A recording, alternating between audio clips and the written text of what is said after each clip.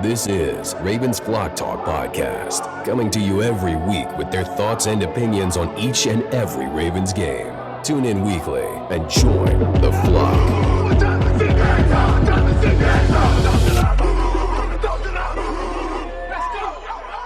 This is Ravens Flock Talk. I am your host, Brandon, and my dad joins me as my fellow host. And we are going to cut right to the chase. Terrible loss, but a loss that I kind of expected. And we discussed off air for the foreseeable future, this will be the last episode of this year. It's just going to be tough coming in, week out, reporting on this team when they're decimated, when we're getting blown out. It looked like a preseason game out there on the field, in the stadium.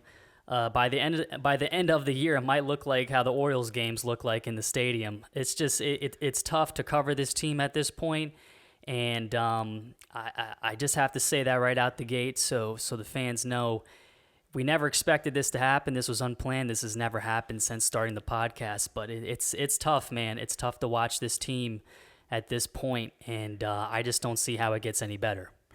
Totally agree. I don't want the fans to think that we punked out. We discussed this, and we can't go week in and week out with a team that doesn't look like it has the desire, doesn't look like it's a Ravens team built for Baltimore, embarrassing performances, and it looks like they just gave up once again for the second week in a row, and we'll get into it.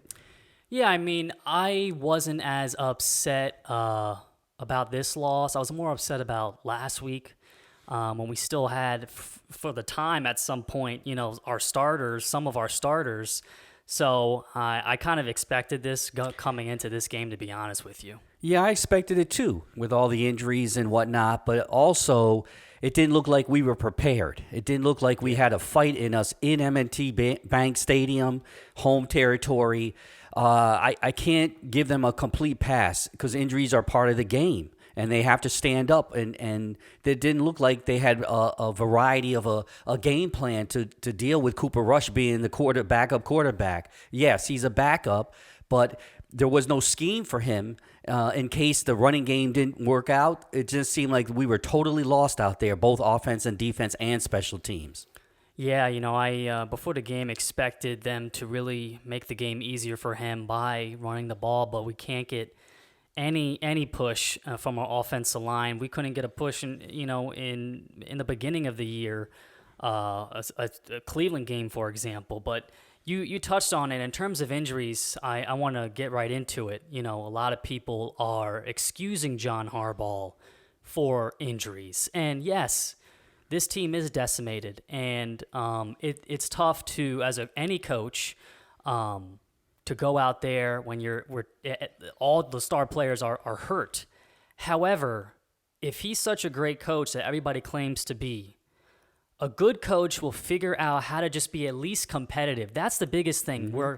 We're not even competitive in these games. We haven't been competitive these last 2 weeks. Give us at least a little bit of a game, And if you're a good coach, you would figure out a way to still do that given what is at your disposal to use. So that's where I'm like, John isn't 100% excused from injuries, and even our own Kyle Van Noy, quote, "No excuses, man. I just watched the Niners have injuries and go out there and play football and win," Van Noy said. "No excuses for injuries. We're professionals. You get paid to play, so we got to play better." And I totally agree with Kyle Van Noy, and that's why I can't give John 100% pass on this. And if you look at the 49ers, they're 4-1. Granted, they haven't played as tough of a schedule as us, but Brock Purdy's out with turf toe. Ricky Pearsall, their first-round wide receiver from last year, is out with a knee injury. Brandon Ayuk is out with a knee injury. Their other receiver, he's been out since last year. Juwan Jennings, their other receiver, is out. Their left guard is out. George Kittle's out with a hamstring, and Nick Bosa tore his ACL. He's done for the season. They're still winning games. Yeah. It's a good example of the coach being the example for the team. And as we said last week, there's no identity for the team or Harbaugh. And we need some tenacity from him. We need something from him. And that could be a change. It shows the influence Kyle has because he actually calls the plays. Yeah. Right? He really dictates the game more than John Harbaugh does. Yeah, I don't even know what to add to Van Noy because that was spot on. And how else can you say it? And he's out there in the trenches. And he's a veteran. Yeah. So, I mean, he's not going to be the one giving excuses. Exactly. And that's how John should be after a press conference, but you never see it. And I don't know when he's going to have accountability for this team. We weren't prepared. I believe on the Ravens site he said, yeah, we take responsibility. But that was after the fact. And to be honest with you, I don't believe it. And it's just talking heads to me right now at this point. Very disappointed, of course.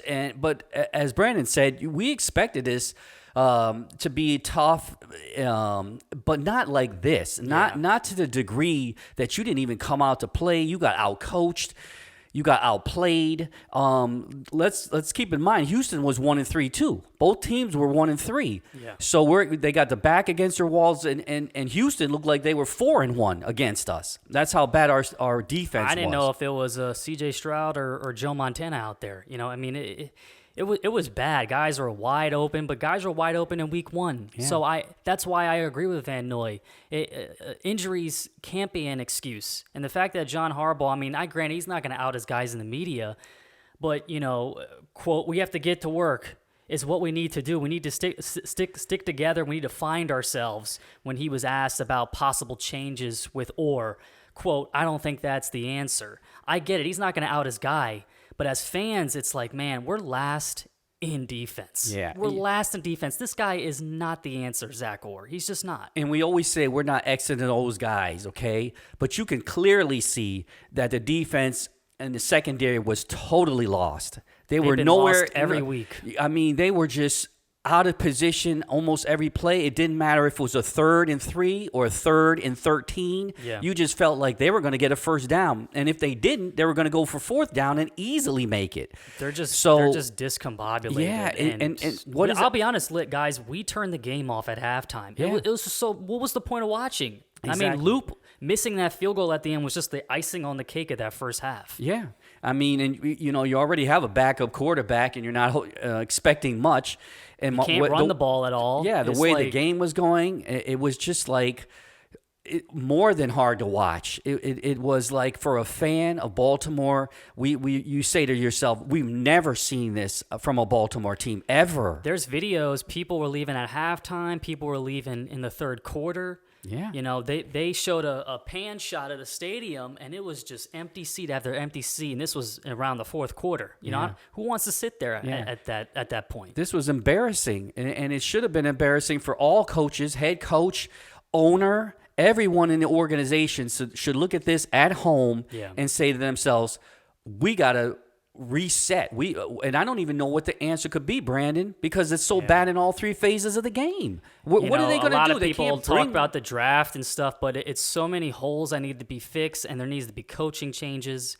You know, I don't know. I don't know. And so when people say, oh, well, we get our starters back and healthy again, we had the starters and they didn't do anything. Yeah, the O-line, we're getting bullied in the trenches. It's not going to matter. Yeah. It's not going to matter. Who are you going to bring in? Lamar's jittery back there. He doesn't trust the offensive line. And he's a mobile quarterback. Yeah. I mean, I just don't – I'm lost. I'm a loss for words because – it's not only the X and O's of the game; it's the body language of the team. There's no identity, and as we always say, week to week, the identity comes from the top down, from Harbaugh down, and you know Listen, I'll say this in terms of the body language. I wanted to touch on this. It was later in the game. They show a shot of Lamar next to Huntley. He's smiling. He dabs Huntley up, and we're already getting blown out. We're down by 30-plus points. Now, you know, we love Lamar. He's a competitor. He wants to win. There's no doubt about it, you know. But that image really rubbed me the wrong way because it was counterintuitive to everything that we view Lamar. Yeah. You know, and my thing is yeah, I was going to come in here and say this, and I know I'm probably going to get flack for it, but my whole point of mentioning this is that it's not a good look. It's not a good look when you're 1-4, when you're supposed to build upon from last year, the heartbreak from last year, and now your season is basically already over before Halloween is here. And I just want to say, a lot of people like, you got to move on from the Ray and Ed days. I get it. I have moved on, and I realize they aren't the same players and probably don't have the same mentality. But when you come into this organization, you have to show respect for also the people that built this organization, that were the foundation of this organization. And Ray and Ed and Suggs and Haloti, they would not be laughing at that stage during that game. And not just players in this organization. Current quarterbacks, Mahomes, Allen, older quarterbacks, Troy Aikman, Marino, Elway, Manning, Brady, Breeze, they would never be laughing in that situation. I just thought it was a bad look. And I know he's a competitor, but man, it was just, as a fan, you're looking at that like, I just don't see what's funny. This team is a shell of itself. Yeah. Wow. I can't, how can I add to that? I saw that shot and I felt the same exact way. I said, what the heck? And, it's, as we always say, it's hard to criticize Lamar, but I've seen kind of a change in him in terms of intensity out there, leading the group. Prior to his big contract, to be honest with you, he was a competitor. He was on the sideline pacing and talking to his offensive line. But to see that shot of him just smiling and laughing, there was no laughing matter to the fans. It makes you wonder what really is going on here. I don't know. So, I can't agree with you more. What a bad look. And listen, me and you are not afraid to touch on topics like that. Oh, yeah. Because, just because he's a star doesn't mean he's untouchable, and we can't. As fans, it's just like, come on, how can you blame us for being uneasy about that image, Yeah, I mean, when you really go back to the legends of the quarterback game, the first two that come to my mind is Peyton Manning, and Tom Brady. So in the image I see of Tom is sitting on the bench, both of them, Peyton and Tom, sitting on the bench with their iPads, just looking at the game all game. Their head down in there, looking at the next play. Especially when you're getting blown out. That, Yeah. Talking to their coaches. I just don't understand. So, I mean, we harped on that, but that was such a bad image on TV for the whole city to see, really, is a local game. So I also want to say about John Harbaugh with his defenders, with all the injuries and stuff. What was very perplexing to me is, as much as I can't stand this organization, I have such respect for them in Philadelphia, because they were basically foaming at the mouth for their first Super Bowl. They finally win it, not with Andy Reid, but with Doug Peterson, and they beat New England. They beat Tom Brady and Bill Belichick and avenged their first Super Bowl loss, right? Well, 2 years later, Doug Peterson is fired, out the door. They bring in Nick Sirianni. They win with Nick Sirianni, okay? But I bring that up to say, why is it that Ravens fans that will defend Harbaugh to a T as if he was the one that won a Super Bowl in the last 3, 4, 5 years? Yeah. It's been since 2012, and when he came here, he wasn't the leader. Right. We already had Ray established. We already had Ed established here in Suggs. So he didn't have to build anything from the ground up when he first came to Baltimore. So to me, it's just like, I just want to say that to the Harbaugh defenders is, what has he won since 2012, Yeah. And I just don't get it. And Eagles are quick to, if he was in Philadelphia as the head coach, he would never have lasted this long. They would have moved on from him long ago.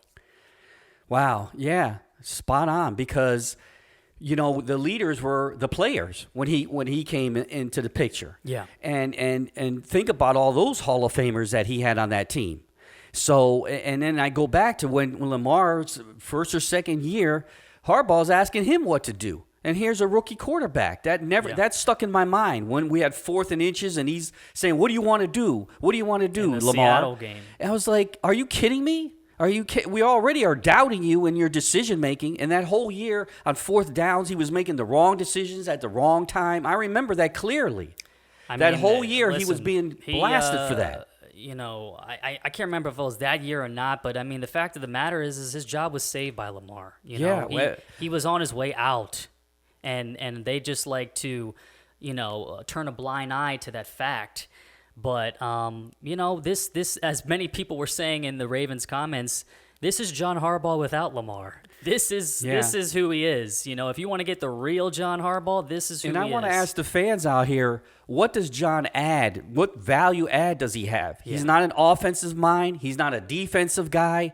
He came in here with special teams. And our special teams is questionable a lot of games, especially this one. Guy going out of bounds on a critical return. And a lot of the times, bad clock management, poor use of timeouts, poor use of challenges, which clearly shouldn't have been challenged, and we lose a timeout that we're going to need in a close game late in the game. So even that he has mismanaged in years prior. And I can hear it now. He's a leader. It's in the locker room. It's in practices. How far is that going to take you? How far is that going to when you don't have an offensive mind or play calling or anything? You're just going to stand on the sideline looking like he does, like he's lost. He doesn't even know where he is. That's me. And I'm sorry to say that about a coach of his caliber, because he has had a winning run, but still, when is it going to stop? When is Baltimore going to say we need a change? The leadership comes with the intensity, and there's no intensity on this team. I mean, especially if you compare it to in our own division, Pittsburgh. I'm going to say maybe we don't know what we don't know. Maybe it's in the locker room. Maybe it's at practice. But that's not the time. On the sidelines during the game is when you come to play. When you show your troops and let's go. This isn't the trenches. I'm listening in my head to Ray Lewis, how intense he is at game time, not practice or things like that. Game time is when you show your emotion. And Johnston, I want to, I can just see him. I want to be in control. I have to show them control. No, you got to show them intensity. I see other coaches dapping people and going crazy. I always said to you, because he's not a play caller. He's not a Kyle Shanahan or a Sean McVay. What could John ever say to Lamar during the game? In terms of a schematic standpoint, I just don't know the value that he brings. And then a lot of people will say, well, who do you bring in? First of all, that's not our job to figure out. But I feel like we're at such a low point now, and we're running the same book over and over with this guy that just anybody. I mean, no one know who Sean McVay was when he first got hired. Right. I mean, you got to take a shot. And as a Ravens fan, don't you want to see a new voice, a new image at the helm? Yeah. I mean, I'm tired of the same old song and dance with John Harbaugh and expecting a different result. This is another, I won't say last year was a year wasted, but this is definitely a year wasted of Lamar's career here. Yeah. And our window, I believe it's now surpassed, but if it's not surpassed, it's very dim now. There's a slight opening, and the teams are only getting better. Yeah, the concerning part for me is the Ravens are no longer the Ravens out in the league. We're kind of not the laughing stock, but we're considered chokers. We can't finish games. Nobody's intimidated by our defense anymore. So what is our identity? Because that's always been our identity from the time I've been watching the Ravens, from day one. That has always been our identity, and that's how we bring people in from college and from other teams. If you don't play like a Raven, you don't be a Raven. And that's what I say. So, yeah, I'm frustrated and I'm sick of it. I'm sick of not having identity. This is kind of multiple years that we've been chokers and around the league. That nobody comes in intimidated with us, even at home in MNT. That week one loss really killed this team. And at no point, when you're down by 15 with 4 minutes left or whatever it was, should a team go, we still have a chance, we still have a shot. I mean, it should be game over. Yeah, there's no excuse for that. This is Baltimore. This is Lamar. There's no way that we can come back. Let's just get ready for next week. But the last thing I want to say, personally on my side, is, listen, our coordinators, Orr is so bad. Just a horrible hire. There's nothing else to say really, because it's just so bad on all facets. And yes, Todd is our best coordinator because of that. But the reasons why we get on Todd, like I always say, is the third down calls. And after Houston trotted down our throats the first drive, we have a chance to match it. And that screen pass to Zay Flowers, I mean, can we pass it beyond the sticks? We were moving the ball, and you're banking on Zay to run 5 yards for the break first. A tackle. I mean, at that point, that let me know that they're just settling. They're happy with the 3. They're settling for the 3. And after you just saw your defense get decimated, touchdowns are the only way you're going to win this game. But it's going to be hard to go score for score with a backup quarterback. But right out the gate, like, you're already in the red zone. Pass it beyond the sticks. Hell, throw it in the end zone. I don't know, but that screen pass is the same thing that confuses me with Todd Monken, just like it did last week when he took Henry off the field on 3rd and 1, when he took Henry off the field on 4th and 2, and we didn't convert either one of those. So that's why, people, we get on Todd for that, because when it matters most, if this was a playoff game and that's your call, you're walking home. Your season's done with, but we're not even in contention for playoffs anymore. That I'm talking about years prior. It's just it's tough to see any future with some of these players and this coaching staff. Yeah, and one thing I'm thinking of at this time of the year, and 1-4, is how stubborn Baltimore can be when it comes to Zach or John. They just refuse. I read something today that they're not going to get rid of Zach Orr. Really? There's no even conversation about it? Yeah. So this stubbornness that they have, and then in terms of Todd, going to your point, week after week we said he's unpredictable. Okay, so this game he starts out with Henry. He knows he's got to be a integral part because of a backup quarterback, Cooper Rush, and it's not working out. It really wasn't working out because of our offensive line, not because of Henry, but because of our offensive line. So you got 6 carries and 7 yards, and then it just continued and continued. And I always said, keep at it. But then, you say that, but there's a time where you say, okay, this is not working. So now we got to try something else, Todd, because the running game wasn't working, and you're behind 14, 21 points. You got to start passing the ball. You have to have a plan. And that's what I feel like with the practice and the preparation. Did they have Cooper Rush have a plan B if the running game didn't work? And, because they said this is not a rookie. He's had starts, and he's been successful more than 50% of the time with his starts as a backup quarterback or a quarterback. So, again, Todd, man, what comes to my mind, Brandon, is Andy Reid, and Belichick in halftime or during the game. They come up with a different scheme when something's not working. Or in Todd's case, he abandons it when he shouldn't abandon it. Yeah, I was like just, in both Kansas City games. And this is a bad example of this game, but when things are clicking, when we do have the starters, what doesn't go in Todd's favor for the fans that defend him a lot of the times is it will be clicking, and as you always say, Dad, keep doing it until they show you that they can stop it. Yeah. And we have momentum, and Greg Roman would do this all the time, and we're moving it, and we're moving it, and we're moving it. At that time, J.K. is gashing him, Gus Edwards is gashing him, and now Derrick Henry. And then all of a sudden, for no reason, it's a pass play, and it just completely just changes the momentum of the team, and it kills the drive and ends in 3 points when it should have ended in 7. I'm thinking of 3rd and 1 on the 5-yard line, and you say, oh, this is perfect for Henry. Either you get the first down or a touchdown, and then next thing you know, he's doing play-action pass with Lamar or running with Lamar when you got the workhorse, Henry. And that kind of sums it up for me, is that, wow, he's just a momentum killer. That's just the bottom line. He kills momentum of drives. The first drive, he killed the momentum on that 3rd down play. He just killed it. And the interesting part is last week we talked about Henry being a decoy, right? And he takes him out on 3rd down and puts in Justice Hill. But this game, he kept him out there. And I'm like, okay. But the problem was the running game wasn't working, So that's what I mean by that, Brandon, is that game to game, you have a scheme, but sometimes you got to pivot, and he doesn't know how to pivot.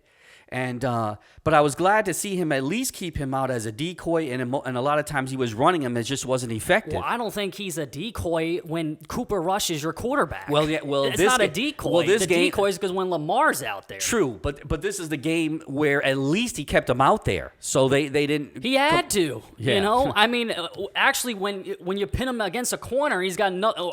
I can't take him out, even though I want to. I would usually take him out. He can't now. Yeah. You know, it's just this guy, we're not going to win with this coaching staff. And like you said earlier, how is Zach Orr not even in the conversation of being let go? You're dead last. Literally anything can be. You have nowhere else but to go up. I know. You got to get rid of this guy. I heard a Just admit it was a bad decision. You know, I've heard former scouts and analysts say good organizations admit when they're wrong. When San Francisco traded all those picks for Trey Lance and got him, and they said, "Oh my God, he's not the guy.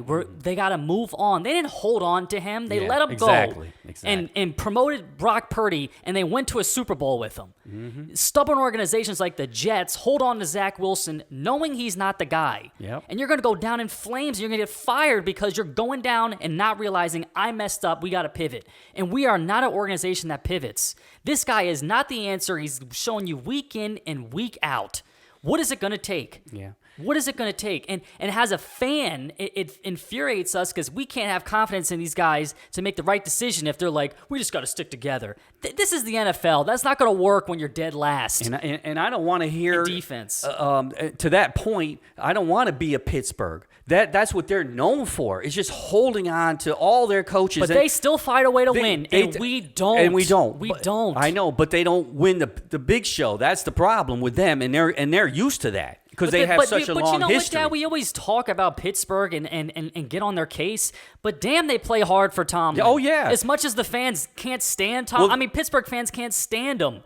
They can't stand him from what I see, but I'm not in the weeds of their fan base, obviously. But damn, that the players play for his ass. Yeah, well, that's what's so disappointing this week and last week when you literally saw the Ravens give up. I have never seen that. And so who do you blame? The players? The coaches? I blame them both. And yeah. I blame the fact that you don't have that Baltimore mentality, and that hurts. And I guess that's why I'm so furious about it. It's not the fact that it was a terrible loss. It's the fact of how you lose. How you lose. And I have no excuse for them. None. From the coaches down to the players. Yeah. And so that's how I feel today. Injuries cannot be 100% an excuse when this coach is going to be in the Hall of Fame. I'm sorry. It just can't be. And I'm tired of using injury. How many years since we've done this podcast have we had injury-riddled seasons? Yeah. I'm sick of it. You know, at some point, when are you going to be healthy? The best ability is availability. Yeah. And I'm sorry, but, you know, part of being a good player is being available. Yeah. It just is.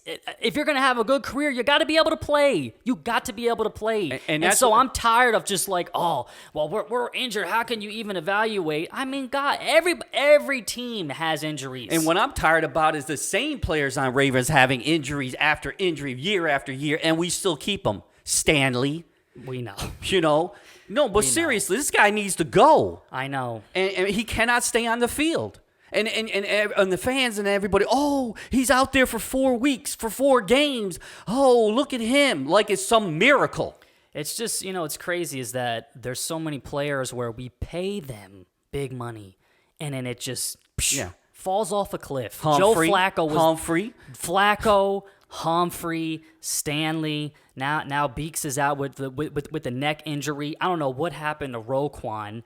It's just like a continuous pattern. Earl Thomas, Marcus Williams. I was just gonna say that. It's just like perfect examples. Man, when is it going to end with that? I'm always afraid, and you shouldn't be. As a fan, you should be like, oh, we got our star guy back. Yeah, great, long term, this is great. Mm-hmm. But as a Ravens fan, I'm like, I hope he doesn't end up like all those players I just mentioned, and he falls off a cliff or he gets injured. When is he going to get hurt? You know, that's what you think of. And, you know, like even Kyle Hamilton, look at the premier starters that all of a sudden got hurt in one game. It was crazy. Roquan, Lamar, Kyle Hamilton. Who else? Marlon Humphrey. Nate Wiggins went out, but I was shocked to even play. I mean, kudos to him. You know, he got carted off, and that was the only positive I could pull from this game. And he's the only one that got carted off, basically. Yeah. And he comes back with a big sleeve or cast on his elbow, making tackles out there. So I have all the due respect for you, Wiggins. Yeah. You're the real deal. Because that's how our Ravens play. Hurt, you know, sometimes hurt. And that's what my big beef on Stanley. You got a little ankle injury, and you can't come out there. Come on, man. So at least try get a couple. I don't know. I am so through with that they cannot stay on the field. It's just I can't.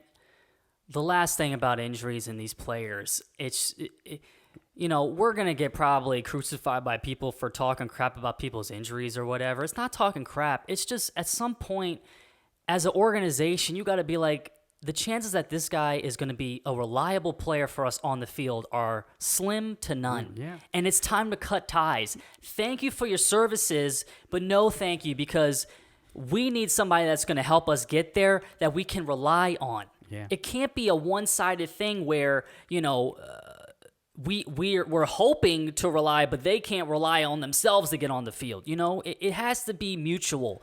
And it's some of these contracts, I feel like the Ravens pay guys out of desperation. I really don't know. You always telling me I'm sick and tired of it too, getting these old guys that are the back end of their careers that we just fill in, and I guess it is exactly what I just said, a fill in for the starter, and then they get hurt. And we have a history of getting guys that are hurt continuously from other teams, which doesn't help us. It's just the same old song and dance. Yeah. No pass rush.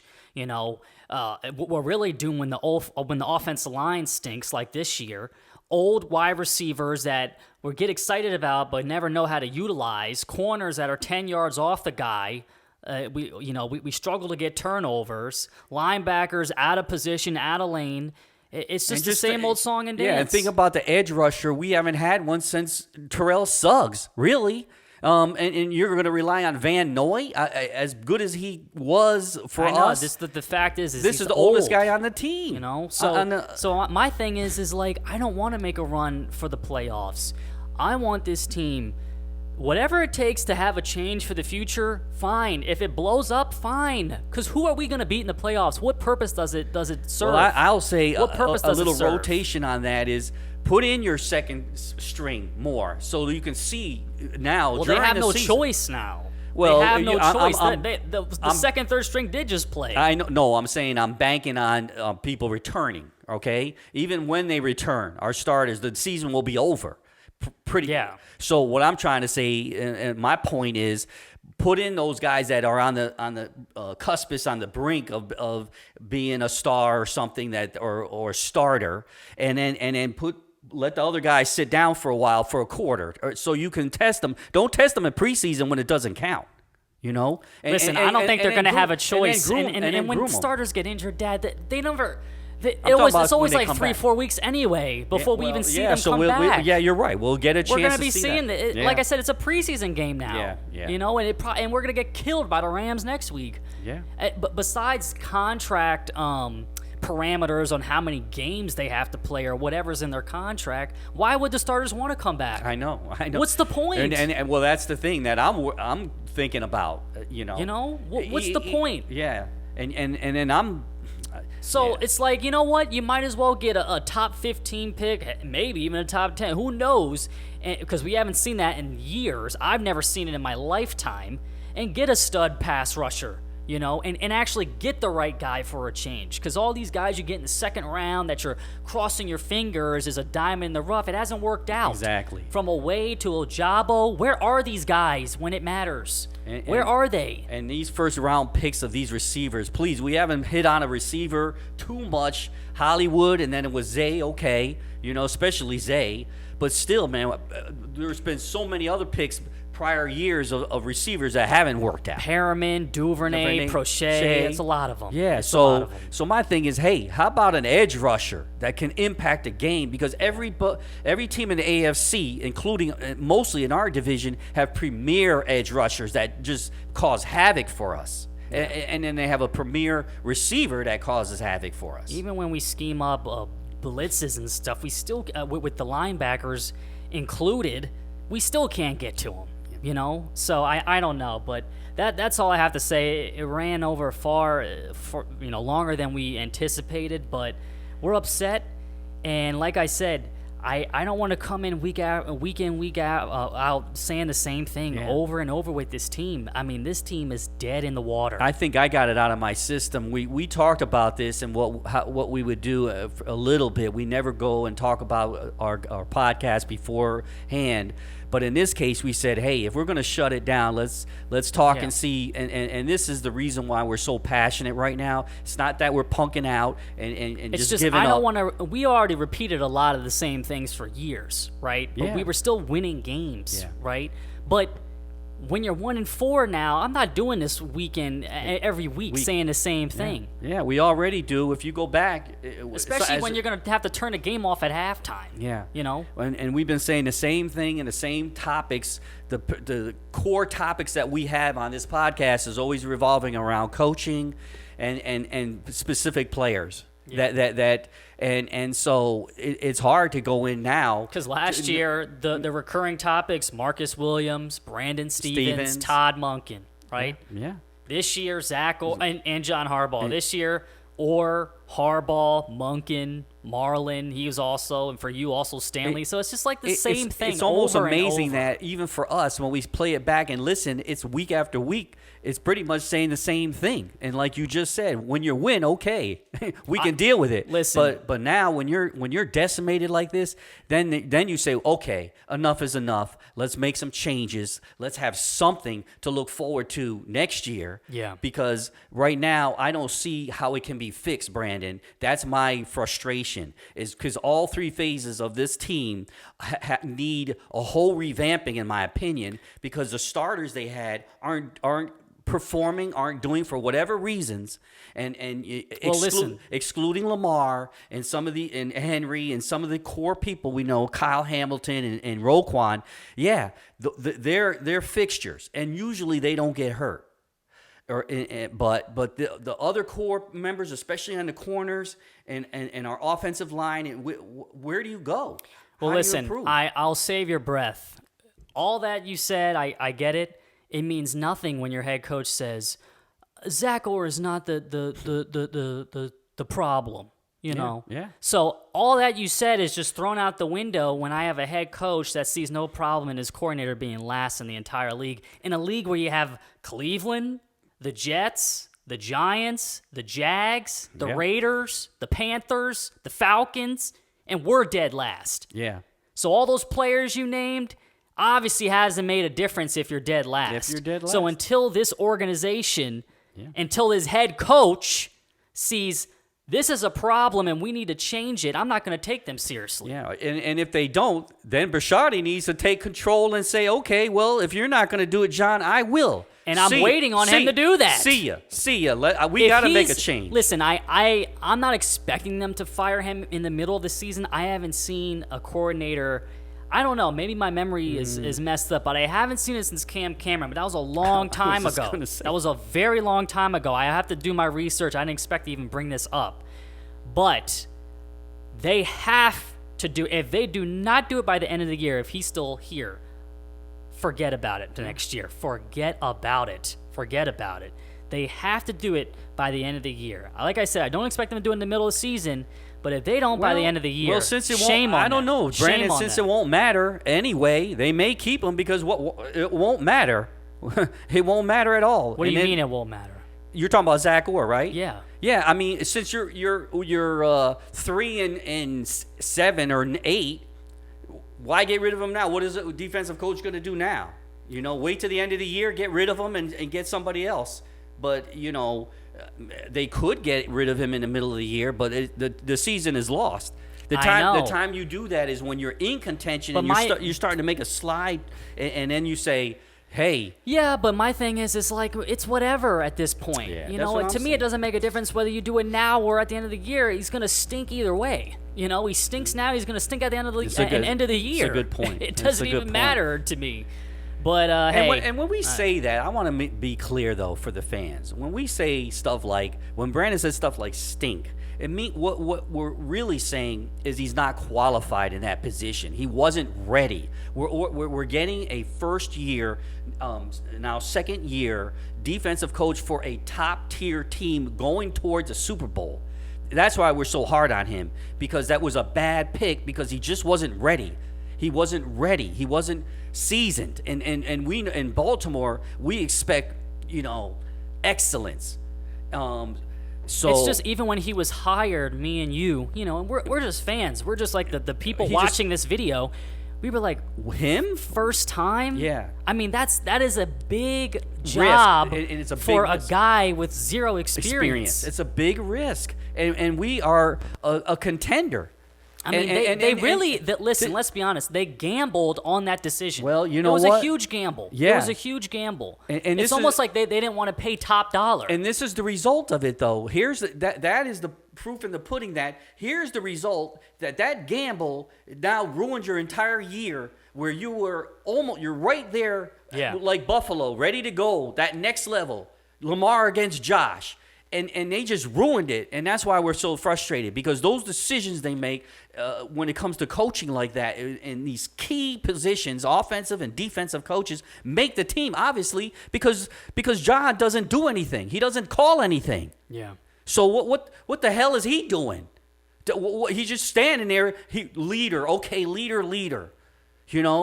Listen, I didn't know if you probably didn't see this, but as he's walking off the field, man, fans were booing the heck out of John.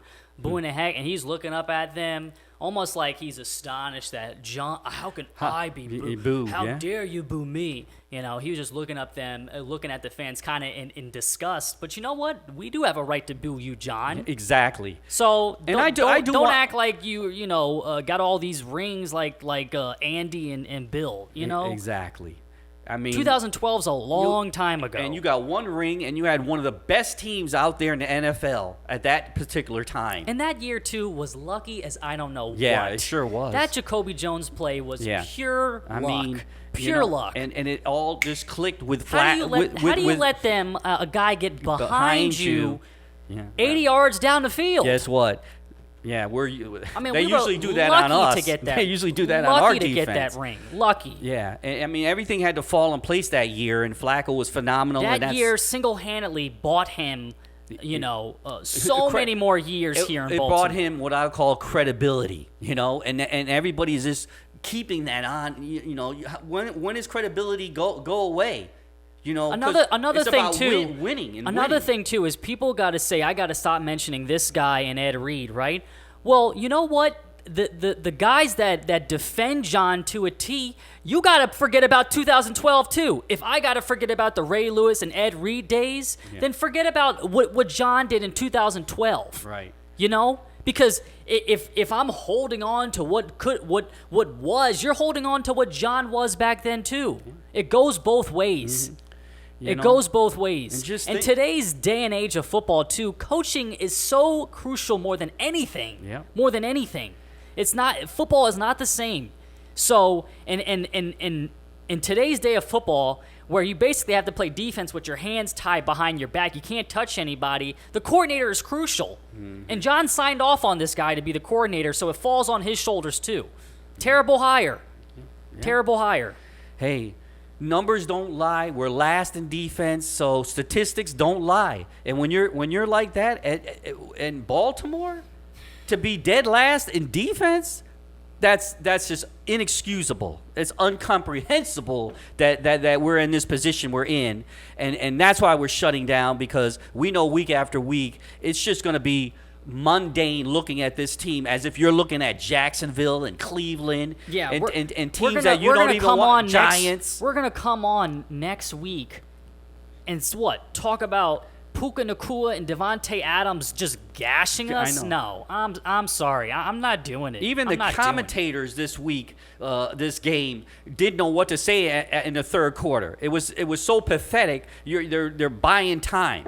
To even say a good thing about the Ravens. And then it got worse. We shut it down, but looking at some of the plays, highlights, they got worse in the fourth quarter. It's instead of them saying, let's have some pride. It's like let's have some pride. It's like stabbing yourself in the eyes watching this defense.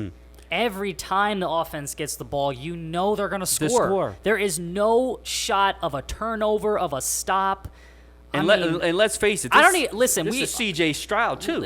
Yeah, he's good, but he's not no world beater. No, you know, that's he's not. I know what you're saying. That's my point. But what I'm trying to say also is, like I said, we turned the game off at halftime. Did they even punt the ball? I mean, I don't know. That's a good stat to look up, you know. And I don't even want. I don't even want to look. Yeah. You know, I don't even want to look because I don't care anymore. Until, like I said, until this team makes a change and they own up to their mistakes, then nothing is going to change. Bottom line. Yeah. Bottom line. I can't take this team seriously and take the podcast seriously if the team doesn't take their own situation seriously. You know? Actions speak louder than words. So when John is like, "Oh, that's not the answer to fire Zach Orr," then I'm not taking you seriously. But until I see that notification that he's gone, or even better, John Harbaugh's gone, I can't believe that this team's going to get over the hump.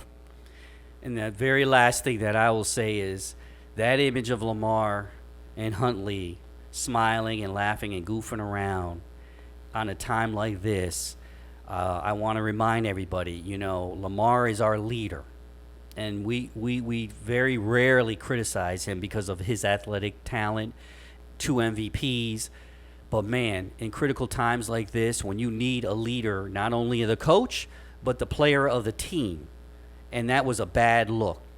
And I'll my comment will end with that for, you know, since we're shutting down, that I was very disappointed in him in that moment. You know, representing Baltimore and our team and play like a Raven, which he always has, and give it his all. But in that one split moment, when you see that, you say, wow, wait a second. Is he really going to get over the hump? Is he really the guy? Is he the Brady and the Peyton Mannings of the world? And you know, so I'm perplexed with that. Somebody said to me, because, you know, I mentioned his demeanor last week, his body language after that interception. Yeah. And it just went downhill from there. They were like, if he's too emotional, you're upset. If he's laughing, you're upset. Now, wait a second. Wait a second. I don't want to prolong this anymore. It's already a long episode. But that was a crucial moment in the game where you let Kansas City back in the game and his emotions get the best of him. And I'm like, oh, my God, as he lost it, and it just went downhill from there. And we've seen that, not just that game. Mm-hmm. We've seen that a lot with him. Yep. Okay? And as I said at that time in that episode, as a quarterback, you got to stay composed. You know, of course you can celebrate with a touchdown and all that, but you can't get to the point where you're so discombobulated and not in the game after you fumble or throw a pick. Because when you're discombobulated and out of sorts, we got no shot. That's the importance of being a quarterback, especially for this team, if you're Lamar Jackson. But this game, when your team's getting blown out and you're smiling, it's not, like you said, it's not a good look. And I just don't expect that from him. So I'm not saying he has to be perfect, and I'm not trying to put off the impression that, oh, he's too emotional, I'm upset, he's too... It's just like...